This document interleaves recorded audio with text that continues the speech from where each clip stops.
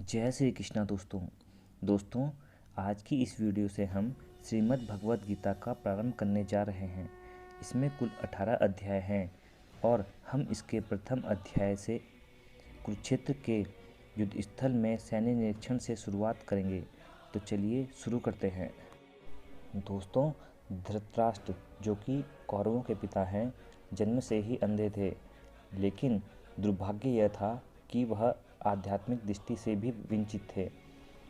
वह यह भी जानते थे कि उसी के समान उसके पुत्र भी धर्म के मामले में अंधे हैं और उसे विश्वास था कि वे पांडवों के साथ कभी भी समझौता नहीं कर पाएंगे, क्योंकि पांचों पांडव जन्म से ही पवित्र थे। दोस्तों, महाभारत में धृतराष्ट्र को कुरुक्षेत्र के युद्ध स्थल की सभी जानकारी संजय से मिलती है। संजय श्री व्यास के शिष्य थे, अतः उन्हीं की कृपा से संजय धृतराष्ट्र के कक्ष में बैठे बैठे कुरुक्षेत्र के युद्ध स्थल का दर्शन कर सकते थे। इसलिए धृतराष्ट्र ने उनसे युद्ध स्थल की स्थिति के विषय में पूछा।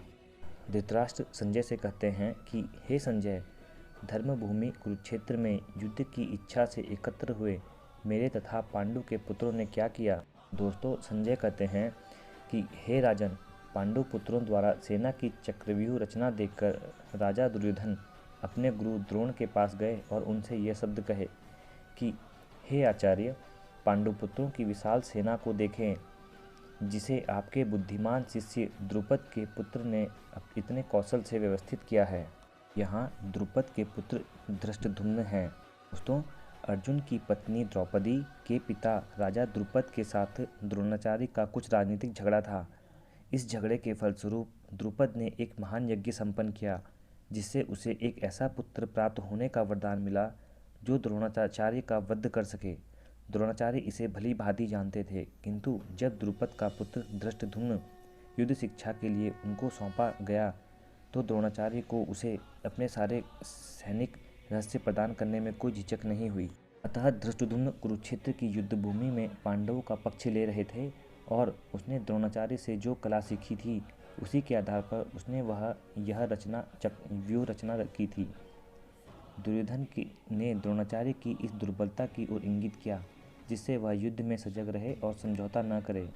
इसके द्वारा वह द्रोणाचार्य को यह भी बताना चाह रहा था कि कहीं वह अपने प्रिय शिष्य पांडवों के प्रति युद्ध में उदारता न दिखा बैठे, विशेष रूप से अर्जुन, जो उनका अत्यंत प्रिय एवं तेजस्वी शिष्य था। दुर्योधन द्रोणाचार्य से कहते हैं कि पांडवों की इस सेना में भीम तथा अर्जुन के समान युद्ध करने वाले अनेक वीर धनुर्धर हैं, जैसे कि महारथी युयुधान, विराट तथा द्रुपद।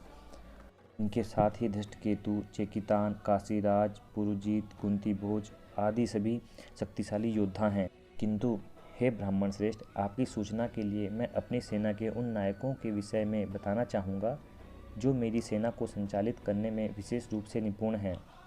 मेरी सेना में स्वयं आप, भीष्म, कर्ण, कृपाचार्य, अश्वत्थामा, विकर्ण तथा सोमदत्त का पुत्र भूरिश्रवा आदि हैं, जो युद्ध में सदैव विजयी रहे हैं।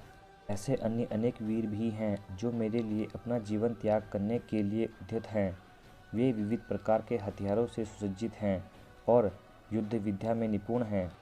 हमारी शक्ति अपरिमेय है और हम सब पितामह द्वारा भलीभांति संरक्षित हैं, जबकि पांडवों की शक्ति भीम द्वारा भलीभांति संरक्षित होकर भी सीमित है। यहाँ दुर्योधन सोचता है कि अत्यंत अनुभवी सेनानायक भीष्म पितामह के द्वारा विशेष रूप से संरक्षित होने के कारण उसकी सशस्त्र सेनाओं की शक्ति अपरिमेय है। दूसरी ओर पांडवों की सेनाएं सीमित हैं, क्योंकि उनकी सुरक्षा एक कम अनुभवी नायक भीम द्वारा की जा रही है, जो भीष्म की तुलना में नगण्य है। दुर्योधन सदैव भीम से ईर्ष्या करता था, क्योंकि वह जानता था कि यदि उसकी मृत्यु कभी हुई तो वह भीम के द्वारा ही होगी, किंतु साथ ही उसे दृढ़ विश्वास था कि भीष्म की उपस्थिति में उसकी विजय निश्चित है, क्योंकि भीष्म कहीं अधिक उत्कृष्ट सेनापति हैं। वह युद्ध में विजयी होगा, यह उसका दृढ़ निश्चय था। तब वह गुरुद्रोण से कहता है कि अतः सैन्य व्यूह में अपने अपने मोर्चों पर खड़े रहकर आप सभी भीष्म पितामह को पूरी सहायता दें।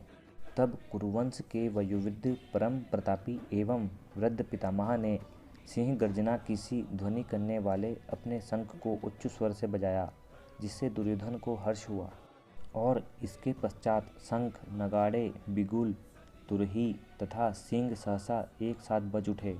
वह संवेद स्वर अत्यंत कोलाहलपूर्ण था। दोस्तों, आज की वीडियो में इतना ही। राधे राधे दोस्तों।